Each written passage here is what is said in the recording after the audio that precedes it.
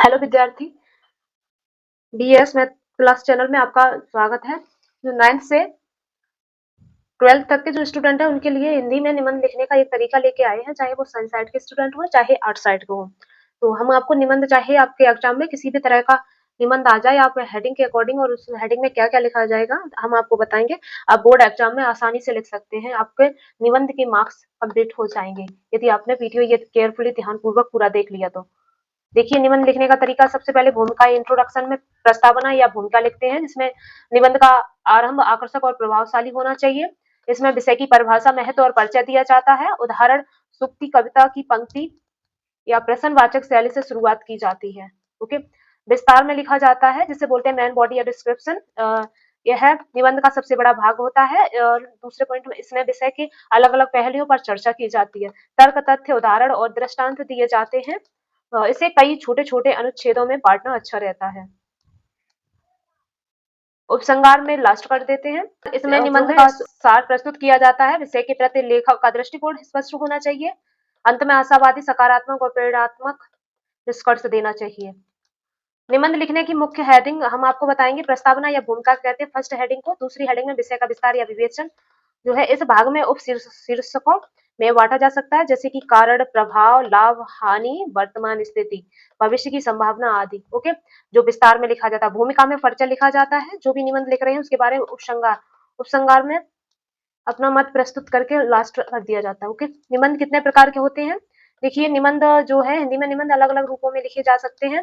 देखिए, वर्णनात्मक निबंध होता है पहला, जिसे बोलते हैं डिस्क्रिप्टिव ऐसे। ओके। किसी वस्तु, व्यक्ति, स्थान या घटना, अनुभव का वर्णन हो, जैसे कि मेरी माताजी, ताजमहल या बसंत ऋतु के ऊपर यदि जो है निबंध है तो उसे वर्णनात्मक निबंध कहते हैं।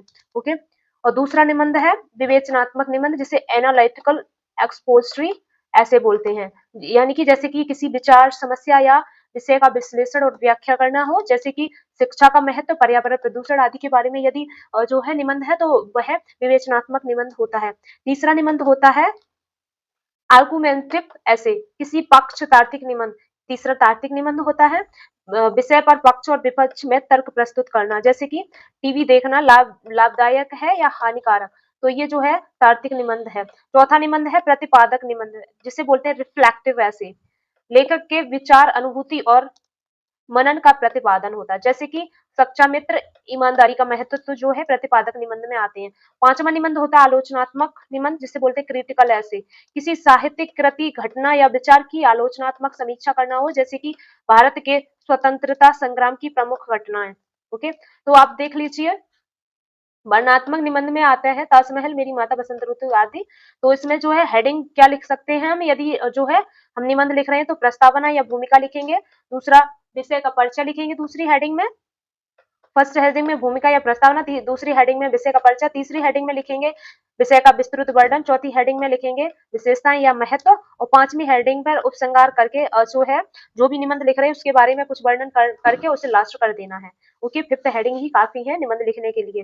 देखिए, दूसरा निबंध है विवेचनात्मक निबंध, एनालिटिकल एक्सपोजिटरी ऐसे, जिसमें जो है जैसे कि शिक्षा का महत्व या पर्यावरण प्रदूषण के बारे में है, तो उसमें भूमिका या प्रस्तावना फर्स्ट हेडिंग में लिखेंगे। सेकेंड हेडिंग में लिखेंगे विषय की परिभाषा या परिचय। तीसरी हेडिंग में कारण लिखेंगे, इफेक्ट, प्रभाव। चौथी हेडिंग में इफेक्ट लिखेंगे, परिणाम या प्रभाव। पांचवी हेडिंग में समाधान लिखेंगे। पांचवी हेडिंग में समाधान या उपाय लिखेंगे, उपसंहार पर लास्ट कर देंगे। ओके। अब देखिए तार्किक निबंध। तार्किक निबंध की हेडिंग क्या हो सकते हैं? यदि तार्किक निबंध में आ जाए जैसे टीवी देखना लाभदायक या हानिकारक है, तो भूमिका, फर्स्ट हेडिंग भूमिका, सेकंड हेडिंग विषय का परिचय, पक्ष यानी कि समर्थन में तर्क, यानी कि टीवी देखना देखना जो है अच्छा है या नहीं, और विपक्ष में विरोध, क्यों अच्छा नहीं है, देखनी नहीं चाहिए टीवी, तो उसके बारे में लिखेंगे। और पांचवी हेडिंग में लिखेंगे संतुलित दृष्टिकोण। ओके। उपसंहार पर लास्ट कर देंगे निबंध। अब देखिए प्रतिपादक निबंध जो होते हैं रिफ्लेक्टिव ऐसे, इसकी हेडिंग शिक्षा मित्र के बारे में आ जाए, सच्चा मित्र के बारे में यदि, या ईमानदारी का महत्व, भूमिका या प्रस्तावना लिखेंगे, विषय का परिचय, विचार, अपना विचार या अनुभूतियां प्रस्तुत करेंगे, और विषय का आदर्श रूप या महत्व। उपसंहार पर जो है जिस भी निबंध के ऊपर जो है निबंध लिख रहे हैं उसके ऊपर वर्णन करके लास्ट कर देना है। अब देखिए आलोचनात्मक निबंध, क्रिटिकल ऐसे, इसमें भूमिका, विषय का परिचय, मुख्य बिंदुओं का विवेचन या विश्लेषण लिखेंगे, सकारात्मक और नकारात्मक पक्ष लिखेंगे, आलोचनात्मक दृष्टिकोण, लेखक की राय उपसंहार पर लास्ट कर देंगे। ओके, अब देखिए यदि आपके पास आ जाए क्रिटिकल ऐसे, सॉरी वर्णनात्मक निबंध आ जाए, जो डिस्क्रिप्टिव ऐसे आ जाए, जैसे कि वो हो ताजमहल के बारे में या अन्य वर्णनात्मक निबंध में कौन कौन से निबंध आते हैं वो आ जाए, तो आपको सबसे पहले प्रस्तावना या भूमिका लिख के उसके अंदर क्या वर्णित करना है, जो है हमने आपको मुख्य मुख्य पॉइंट बता रहे हैं, आप बाकी के शब्द आप खुद ऐड करके अपने अकॉर्डिंग जो है पेपर के समय लिखेंगे और इसी के अकॉर्डिंग आप सीख सकते हैं। ओके, भूमिका में आकर्षक शुरुआत होती है, जिस भी जो है जिसके भी ऊपर हम निबंध लिखते हैं, आकर्षक शुरुआत किसी सूक्ति या भावपूर्ण पंक्ति से, विश्व में यदि कहीं प्रेम का प्रतीक खड़ा है तो वह ताजमहल है। कुछ इनके बारे में वर्णन करना है भूमिका में ताजमहल के बारे में, और विषय का परिचय दूसरी हेडिंग में लिखना है। ताजमहल कहाँ है, किसने बनवाया है, क्यों बनवाया है। ताजमहल आगरा में स्थित है, इसे मुगल सम्राट शाहजहां ने अपनी प्रिय पत्नी मुमताज की याद में बनवाया। इसके बारे में आपको अपने शब्द और ऐड करके जो है यहाँ पर वर्णन करना है। तीसरी हेडिंग में लिखना है विषय का विस्तृत वर्णन, इसकी रचना, स्थापत्य कला, सुंदरता का विवरण, संगमरमर से बना यह स्मारक चारों ओर से बगीचों से घिरा है, इसकी गुम्बद और नक्काशी अनुपम है। तो इसमें भी आपको अपनी तरफ से कुछ वर्णन करके शब्द ऐड करके और जो है हेडिंग में लिखना है। फोर हेडिंग में विशेषता या महत्व लिखना है। विश्व धरोहर का दर्जा, 7 अजूबों का स्थान, यह केवल भारत ही नहीं दुनिया में कला और प्रेम का अद्भुत उदाहरण है। इसमें भी कुछ अपने वर्ड ऐड करके आप जो है ताजमहल के बारे में तो सभी जानते हैं, आराम से लिख सकते हैं। चाहे और जो है वर्णनात्मक निबंध में और भी इस तरह के कोई भी आ जाए, आप आसानी से वर्णन कर सकते हैं। उपसंहार में आपको लिखना है सारांश और भावपूर्ण समापन। सचमुच में ताजमहल अनंत प्रेम और अमर यादों का प्रतीक है। तो इसमें जो है ना वर्णन, इसमें जो है ताजमहल के बारे में कुछ बातें आपको प्रस्तुत करके लास्ट कर देना। देखिए, अब विवेचनात्मक निबंध यदि आ जाए, विवेचनात्मक निबंध में चाहे शिक्षा का महत्व हो या जो भी विवेचनात्मक निबंध में हमने आपको ऊपर बता दिए कौन से निबंध आ सकते हैं, चाहे उससे रिलेटेड संबंधित कोई भी निबंध आ जाए, तो आपको इसी तरह से ही वर्णन करना है। सबसे पहले भूमिका या प्रस्तावना लिखना है, शिक्षा जो है उसके बारे में लिखना है। शिक्षा मनुष्य को अपनी तरफ से शिक्षा के प्रति वर्णन करेंगे। विषय की परिभाषा या परिचय, शिक्षा का अर्थ केवल अक्षर ज्ञान नहीं बल्कि ज्ञान, संस्कार और जीवन मूल्यों की प्राप्ति भी है। और जो क्या-क्या जो है आपकी राय है शिक्षा के बारे में आप वर्णन कर सकते हैं।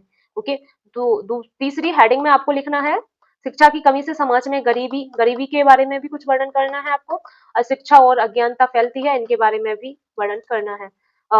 फोर हेडिंग में आपको परिणाम या प्रभाव लिखना है। शिक्षित समाज प्रकृति करता है, प्रकृति शिक्षित समाज में कैसे प्रकृति करता है, कैसे विकास करता है, उसके बारे में कुछ वर्णन करना। लोकतंत्र मजबूत होता है और नैतिक मूल्य टिके रहते हैं, नैतिक मूल्यों के बारे में लिखना है। ओके, अब देखिए समाधान या उपाय। समाधान या उपाय में सभी के लिए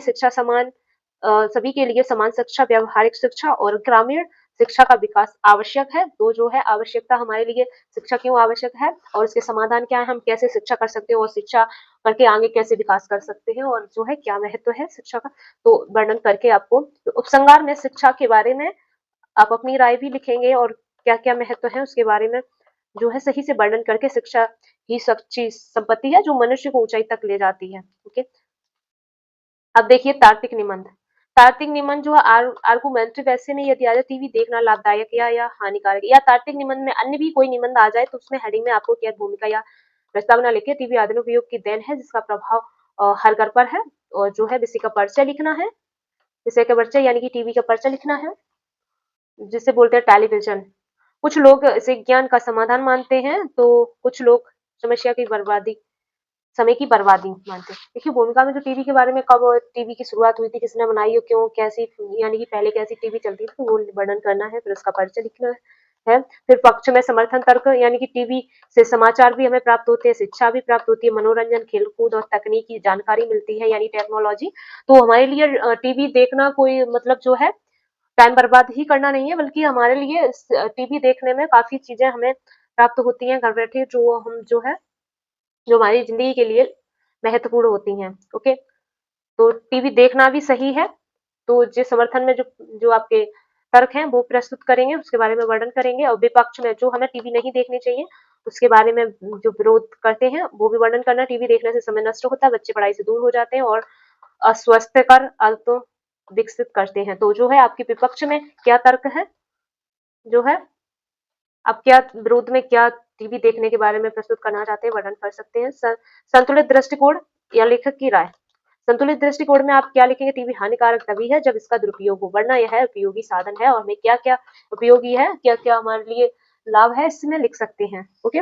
और उपसंहार में टीवी के बारे में लिख के, टीवी ये हमारे लिए टेलीविजन एक अच्छी टेक्नोलॉजी है, एक अच्छा सुविधा है जिससे हमें काफी सुविधाएं प्रदान होती हैं। आप इसके बारे में वर्णन करके लास्ट कर सकते हैं। ओके।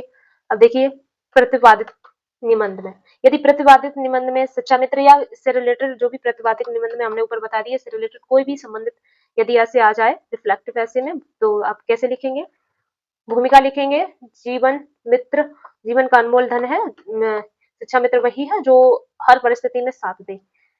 अपने मित्र का परिचय लिखेंगे, वह कैसा होता है, उसका स्वभाव कैसा, उसके गुण क्या है और वो कैसी हमारी परिस्थितियों में साथ देता है हर परिस्थिति में, उसके बारे में वर्णन करके विचार अपने लिखेंगे। अपने मित्र के प्रति अनुभूतियां लिखेंगे।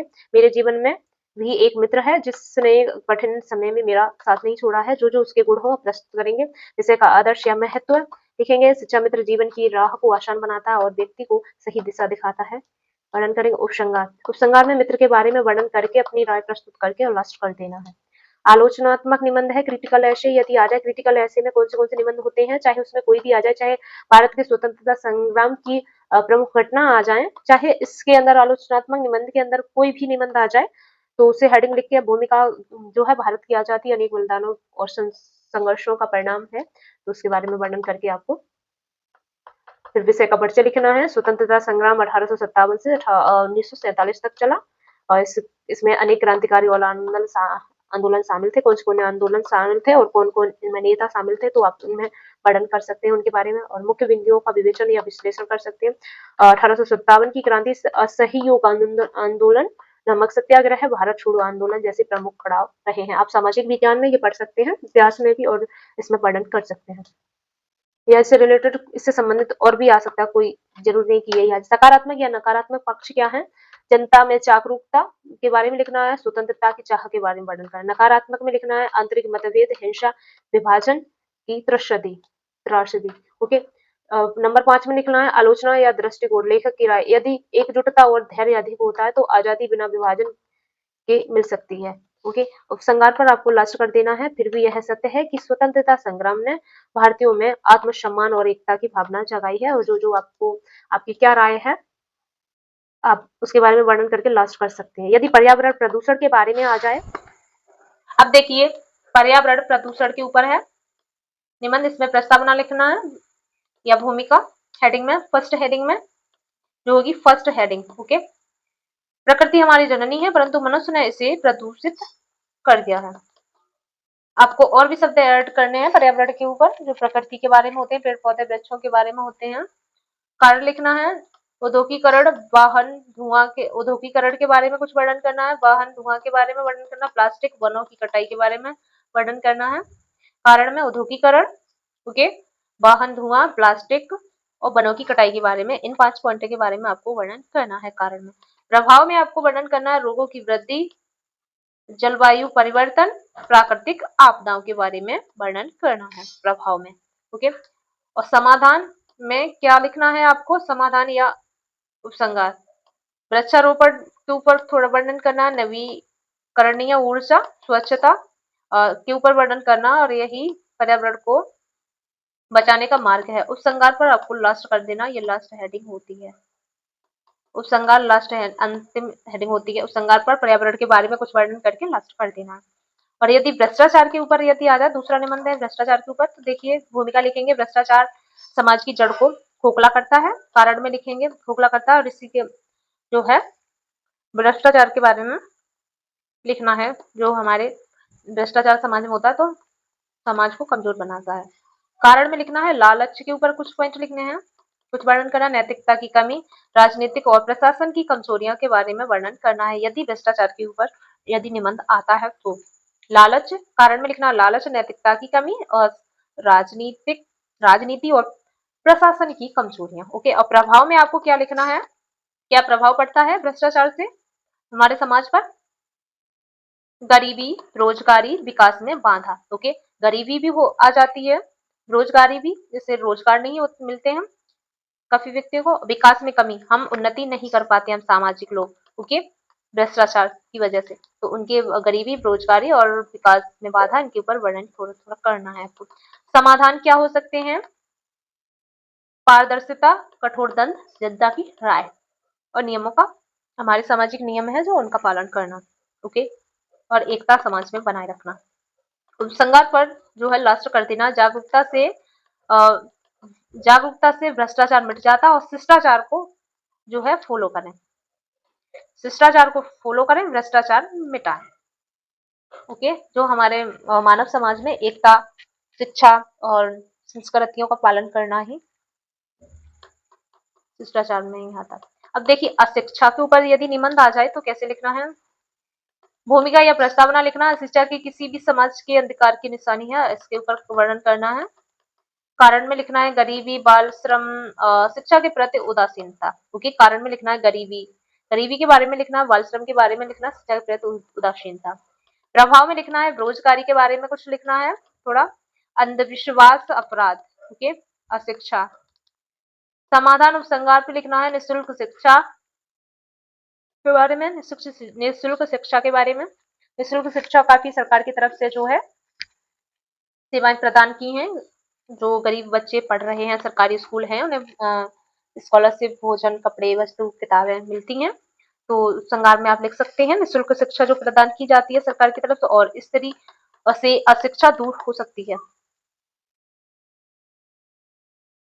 उपसंगार में, ओके। उपसंगार में लास्ट कर देना है। अशिक्षा में यह है कि अशिक्षित लोग जो है क्या-क्या उनके जो है शिक्षित लोगों क्या-क्या सामाजिक स्थिति का सामना करते हैं और हमें शिक्षा करना क्यों ज़रूरी है, तो ये वर्णन आपको करना है। यदि बेरोज़गारी के ऊपर निबंध आ जाता है तो कैसे लिखेंगे और क्या-क्या उनके अंदर वर्णन करना है, भूमिका या प्रस्तावना लिखेंगे। युवा शक्ति देश की ताकत है, पर बेरोज़गारी उन्हें निराश करती है। बेरोज़गारी जो कार्य नहीं मिलता है, काफ़ी पढ़े लिखे होने के बावजूद भी काफ़ी लोगों को कार्य नहीं मिलता, जिनके पास कोई भी रोज़गार नहीं है, वही बेरोज़गारी होती है और फाइनेंशियल प्रॉब्लम भी होती है। तो बेरोजगारी के ऊपर वर्णन करना है। कारण में आपको जनसंख्या वृद्धि लिखना है, शिक्षा और रोजगार में असमानता, तकनीक बदलाव भी लिखने हैं। जनसंख्या वृद्धि के कारण भी जो है ये भी बेरोजगारी को ही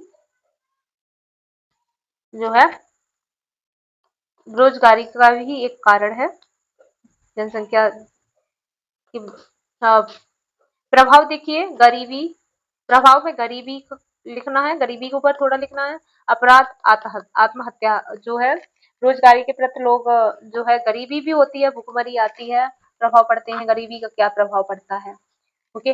और अपराध, लोग जो है अपराध करने के लिए भी सज्ज हो सकते हैं, यदि उनके पास कोई रोजगार नहीं है तो अपराध को ही रोजगार, आत्महत्या भी कर सकते हैं यदि रोजगार नहीं है, तो ये भी प्रभाव पड़ सकता है बेरोजगारी का। और समाधान क्या हो सकते हैं? स्वरोजगार, व्यावसायिक शिक्षा और उद्योगों की वृद्धि में बेरोजगारी दूर हो सकती है। देखिए, अपने कार्य को आगे बढ़ाएं, जो भी कार्य कर रहे हैं उस कार्य क्षेत्र में वृद्धि करें, मेहनत करें और रोज कार्य ढूंढें। तो जो है आप जो इसके बारे में वर्णन, आप रोजगार में कैसे उन्नति प्राप्त कर सकते हैं, रोजगारी से छुटकारा पा सकते हैं, तो उसके ऊपर आपको वर्णन करना है और उपसंहार पर लास्ट कर देना। यदि बाल विवाह के ऊपर यदि निबंध आ जाए आपको, तो आप कैसे लिखेंगे? बाल विवाह का मतलब है जो कम उम्र में 18 साल से पहले जो शादी हो जाती है उसे ही बाल विवाह कहते हैं। हमारे भारत का रूल है कि 18 साल से पहले विवाह करना अपराध है। तो बाल विवाह के ऊपर यदि निबंध आ जाए तो उसमें बाल विवाह समाज की सबसे बड़ी बुराई है। क्या-क्या वर्णन करना है हमें? जो है बच्चों को बाल विवाह नहीं करना चाहिए, हमें उन्हें शिक्षा प्रदान करनी चाहिए और हमें उन्हें अच्छे संस्कार और कार्य में उन्नति करने की राह देनी चाहिए और उन्हें अपने पैरों पर खड़ा होने के लिए सजग करना चाहिए। जो है बाल विवाह से आगे चल के आगे जो है लाइफ में प्रॉब्लम होती है। कारण क्या होते हैं? बाल विवाह के कारण क्या होते हैं? अशिक्षा, अशिक्षा के कारण भी बाल विवाह होते हैं, क्योंकि शिक्षा प्रदान की नहीं है तो जो है डायरेक्ट शादी करते हैं। के ऊपर वर्णन करना है। परंपरा जो है पारिवारिक और खानदान, पारिवारिक परंपरा सामाजिक होती है कि बाल विवाह करना होता है। ज्यादातर ग्रामीण क्षेत्रों में बाल विवाह होता है। अशिक्षा, परंपरा, गरीबी, गरीबी भी जो है बाल विवाह का एक कारण है। छोटे से शादी करना, परिवार को संभालना और जो है रोजगार ना सही से कर पाना, बेरोजगार के प्रभाव, बच्चों का स्वास्थ्य खराब होता है कम उम्र में शादी करने से, शिक्षा अधूरी रह जाती है, परिवार में कलह होती है। बाल विवाह में जो है बच्चों का स्वास्थ्य खराब होता है, इसके ऊपर वर्णन करना है। अधूरी शिक्षा रह जाती है, कुछ कुछ अपने थोड़े थोड़े शब्द ऐड करने हैं। परिवार में कलह भी होती है बाल विवाह से, क्योंकि छोटे पे शादी हो जाती है, फिर फैमिली फैमिली का भी बोझ हो जाता है और जो है कम उम्र में इतनी जिम्मेदारियां संभालना असंभव होता है। समाधान, उपसंहार, समाधान होते हैं, हो सकते हैं कानून का पालन करना, शिक्षा का प्रसार और जागरूकता से बाल विवाह को बाल विवाह समाप्त होगा। और हम उपसंहार में आप जो है बाल विवाह के ऊपर क्या क्या आप जो है वर्णन, बाल विवाह के ऊपर क्या क्या वर्णन होता कर सकते हैं। बाल विवाह के बारे में कुछ वर्णन करिए और लास्ट कर दीजिए। देखिए दहेज प्रथा पर, दहेज प्रथा में सबसे पहले भूमिका दहेज प्रथा और दहेज प्रथा के ऊपर वर्णन करना है। दहेज नहीं लेना चाहिए। दूसरा कारण क्या हो सकते हैं, लोभ के ऊपर थोड़ा वर्णन करना है। परंपरा, सामाजिक दबाव के ऊपर, प्रभाव में हो सकता है कन्या भ्रूण हत्या, आत्महत्या, पारिवारिक तनाव, ओके, मानसिक तनाव। देखिए प्रभाव यानी कि कन्या भ्रूण हत्या यानी कि शादी करेंगे तो दहेज देना पड़ेगा, तो कन्या भ्रूण हत्या भी हो सकती है, आत्महत्या भी कर सकते हैं कि वो शादी, पारिवारिक तनाव। समाधान हो सकते हैं दहेज निषेध कानून का पालन, सामाजिक सुधार और शिक्षा ही उपाय है, और कारोबार में पढ़ लिख के उन्नति करना जो है, और उपसंहार में लिख के दहेज प्रथा के ऊपर वर्णन कुछ करके और थोड़ा थोड़ा दहेज प्रथा के ऊपर वर्णन करके इसके बारे में लिख के लास्ट कर जनसंख्या, बढ़ती जनसंख्या के ऊपर आ जाए। ये बढ़ती जनसंख्या वाला इंपोर्टेंट है, ये बोर्ड परीक्षा में आ सकता है, निबंध ध्यान रखिए।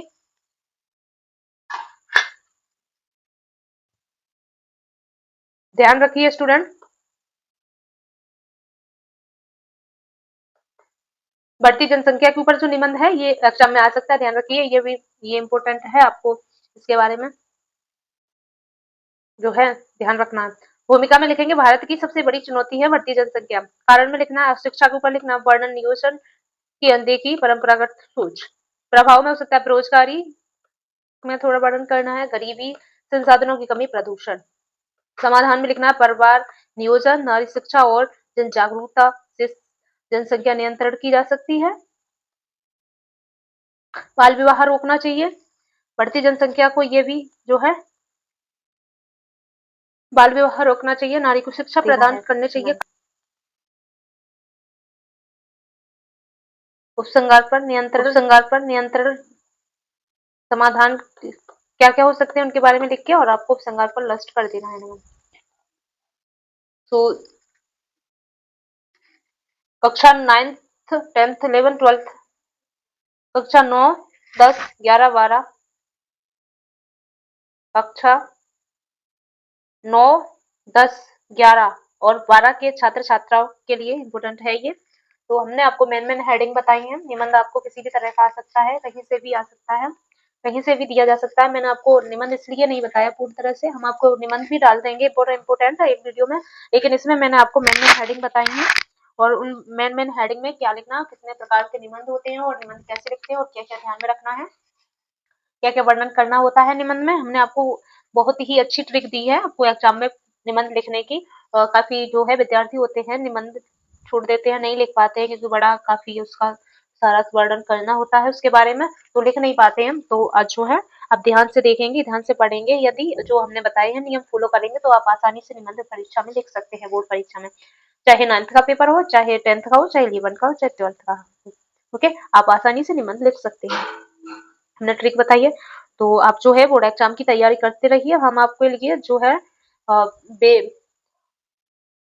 पेपर के आधार पर क्या क्या जो है इम्पोर्टेंट होता है हमें पेपर के लिए, हिंदी इंग्लिश की तैयारी करा रहे हैं हम पेपर की। आपको काफ़ी डिस्क्रिप्शन में वीडियो मिल जाएँगे जो एग्ज़ाम के लिए इम्पोर्टेंट है, जो एप्लीकेशन भी मिल जाएगा इंग्लिश में, कैसे जो है बोर्ड एग्ज़ाम में एप्लीकेशन लिखें, ऐसे भी मिल जाएगा इंग्लिश में, कैसे बोर्ड एग्ज़ाम में ऐसे लिखें, निबंध कैसे लिखें, खंडकाव्य के भी वीडियो मिल जाएँगे, आपको कौन-सा डिस्ट्रिक्ट का आपका कौन-सा खंडकाव्य है, कौन-सा नाटक है, चाहे कक्षा 10 का हो, चाहे कक्षा 12 के विद्यार्थी हों। यानी कि 9th से लेके 12th तक आप आराम से देख सकते हैं और तैयारी कर सकते हैं। तो जुड़े रहिए हमारे बीएस मैथ क्लास चैनल से बोर्ड एग्ज़ाम की तैयारी करने के लिए। धन्यवाद।